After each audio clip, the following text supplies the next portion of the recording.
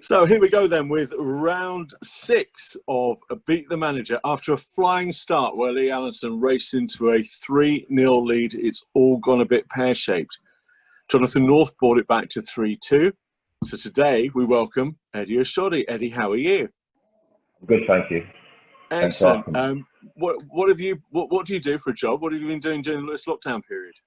So I work for the NHS. I'm an assistant psychologist. I work for the neurodevelopmental assessment team at Springfield University Hospital. So we just do assessments for ADHD, ASD, and other complex neuro disorders. So no working from home for you then, I guess? I've been working from home some days, but other days I've been on site, yeah. Okay, so that's important stuff. And Mr. Allenson, how are you doing? Very well, thank you. Obviously on the back foot. It's like being at Taunton away, 3-2 up, and we're hanging on for dear life, thinking there's only a couple of minutes to go, but we've still got half hour. I guess I've got to, as always, Lee, start asking about Bessie. I think she's gone through £16,000 this week fundraising. Yeah, amazing. It's been great. Still going strong. It's tiring, especially for Faye, but still going well. I think she's GMB on Friday. This Friday coming for the Pride of Britain Awards. So she's on that on Friday in the morning, and.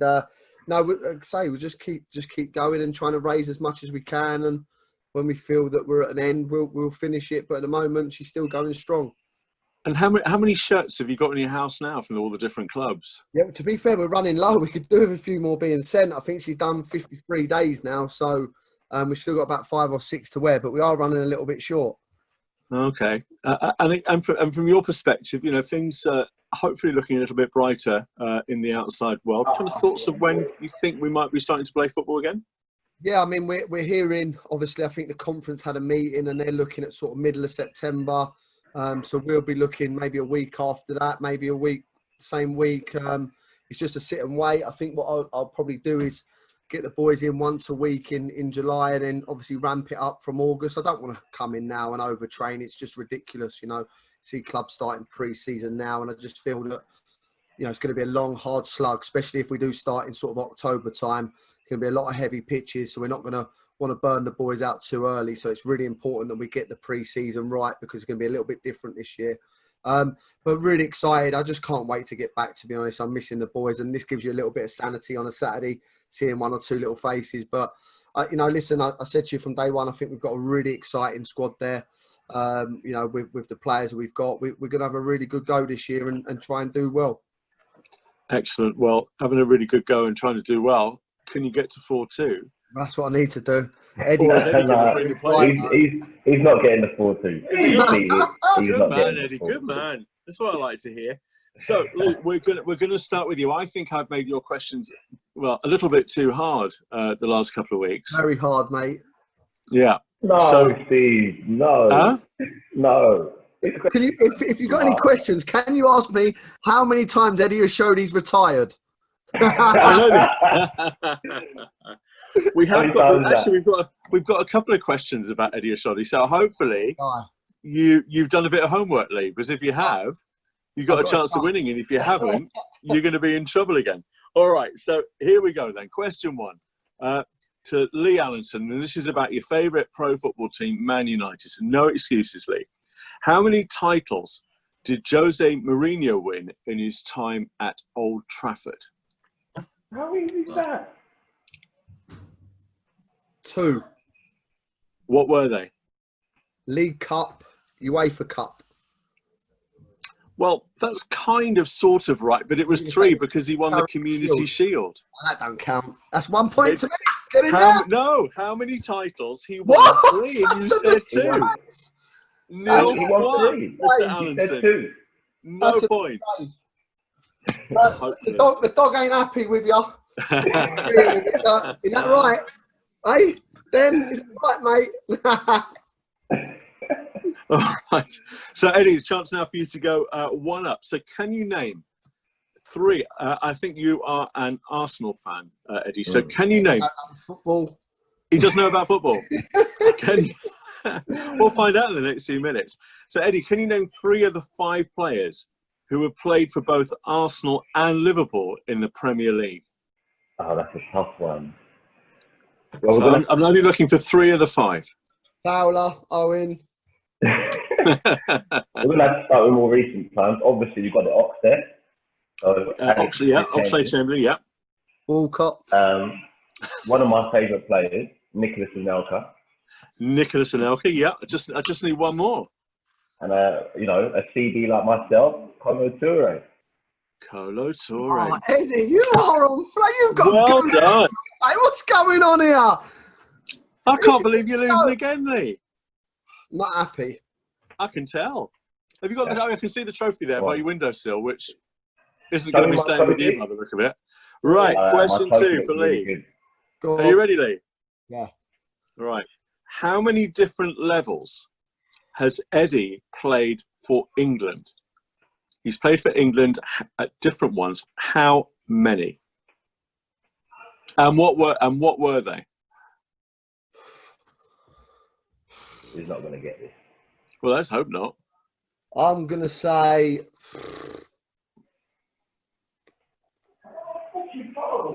2 levels. Right. What were they? Under England C. Yeah. And wild guess. I'm going either under 15s or under 19s. I'm going under 19s. Under 19s. Well, actually, you're wrong because it was England C was right, but he also represented England. Well, tell him, Eddie. Where else did you? What age group were you when you represented England? Yeah, 3 different levels: England C, the 17s, and the 16s. So, unfortunately, Lee, you're wrong. I can't believe that. That's wrong again, Lee. This is so wrong. This is. Well, listen, mate. All you had to do, Lee, was do what I did. You type it. It's not that hard. You get your fingers. You go on a computer. I can't cheat. You tap out Eddie Oshodi, and you see what happens. That's all I've done. No, Steve, you were going to be up against him. Steve, it shows what kind of manager he is. He doesn't even know about his players. You know, he gives you all of that. You know, puts his arm around my shoulder. I love you and all that. Don't even know about Yeah, but maybe he puts his arm around. Yeah, but maybe he puts his arm around your shoulder, Eddie, because nobody else dares to wear a burgundy vest and pants matching on football. He's told you about that, yeah? I haven't told him, but no, he hasn't. But it's it's gone in retirement. Apparently, the vest. Yeah, the vest has been retired. You know, I'm sick of being bullied about it. So no, I'm joking. I'm a bit disappointed you're not wearing it today. Actually, I thought you could have come on and given us a bit of a fashion statement. All right. So how did you get to? Where were you playing to be spotted for when you were first picked for the under-16s? I was playing at Watford, and I went to England training camp, and like my age group was there was some great players, good players, really good players. So there was Jack Wilshere, John Joe Shelby, who else was there? Jesse Lingard, you know, so some really good players, and you know, I managed to get picked, and then from there it just went on. Very good. And then you did the under-17s, then England C. I guess while we're on it, and I'll ask you about your retirement. Lee knows how many times you've retired. We'll get to that in a minute. So you are 1-0 up. This is going to be to win. If you get this one right, you've won. Arsenal are one of only 6 clubs who have won the FA Cup twice in succession. They achieved it first in years 2003 and 4. When did they achieve it next? Oh. I kind of want you to get this wrong, Eddie, so we can keep this going a bit. Give Lee a chance. Yeah. Okay. So when they last did it twice, was it? Was it the? Anytime today would be great, honestly. Was it the 2014-15 season? Say no more. Don't speak anymore. You've won. Oh, that's unbelievable. 2-0. 2-0. Can't believe it. Okay, Lee, I'll tell you what I'm going to do. Because, I mean, this now makes it 3-3, doesn't it? It does, mate. 3-0 up. It's now 3-all. I'm going to ask you the next question about Eddie anyway. You ready? Just to try and get a tiny bit of redemption. To the nearest 10, how many appearances did Eddie make for Forest Green Rovers to the nearest 10? So I'm making it fairly easy for you. He's never going to get this. 86. You only have to type your name into the web engine and find it all out, mate. It's not hard. What did you say? He answered. What did you say? 86. 86. Wrong. What was it? No. How many was it, Eddie? I think it was around 112. It was 117. Player. So between 2011, so Lee, 3 questions, Been a bad 3 wrong answers. Been a bad day at the office. You don't care. It's been a bad 3 weeks at the office, I think. Bad, bro. You've got to stop the question now. So Eddie, you've had a really kind of interesting career. You as we just said, you played, as a youngster for England. You played semi-pro for England. You played in the conference with Forest Green. You've been at Hemel. You've been at Wheelstone, but you've retired a couple of times as well. What was going on then? So the first time I took a break from football was in 2015, and I just felt as if I didn't like who I was becoming as a person, because all I'd known was football, and it sort of became my identity, and I just felt I need to take a step away to do other things. So then obviously I tried to go to university, and I wanted to study psychology and stuff like that. So I knew I couldn't do the two together. So, so once I got into the swing of things at university and stuff, I had more time. So I thought, you know what, let me just, get back and play, in the lower league and stuff like that. And, it worked out well. But then in my last year at Wheelstone, I was completing my last year study. So I had my dissertation to write. It was pretty hectic. So I had to take, some time off again to make sure I completed it. So I guess looking back at who you have been playing for, you'd maybe think that Hendon in some ways was a kind of step backwards from a level perspective. How have you found your time with us? Step backwards for me, because all I want to do is play and have fun. I don't care about the level, you know what I mean? I just want to play, enjoy myself, be surrounded by people who bring me joy when I'm there, and that's what Hendon gives me, and it's really nice, and especially with the gaffer Lee. I've worked with him before in the past, and he just makes it enjoyable. It just makes it really enjoyable, and I really appreciate that. Honestly. So, brilliant. Well, we've very much enjoyed watching you play last season, and delighted that you'll be back with us again this year. So listen, with the scores at 3-3, who are you nominating to try and put the players ahead next week? So I've got to nominate my long-time friend, Kieran Forbes. I've known him for 14 years, so, 40, I think he... 40 or 40 years? I was thinking, what? Be careful, Lee. Be careful, you know what's going on right there. Yeah, I've known him for a long while. I think Forbes would do the job as well next week, put the manager in his place. Excellent. Well, let's hope so. And Lee, how are you feeling after this latest? This is the biggest humiliation yet. You're not being able to get a single question right.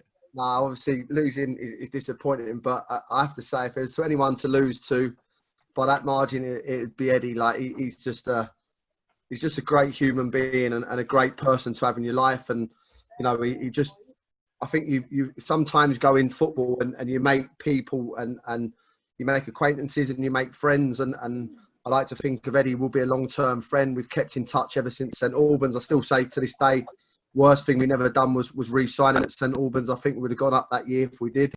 I think to have him at my football club is massive for me, and long may it continue. He's a fantastic person. He's a great person to have run a club. He's an outstanding player, but he's an even better person, as I say. He just lights up the changing room, whether that's with his vest or not.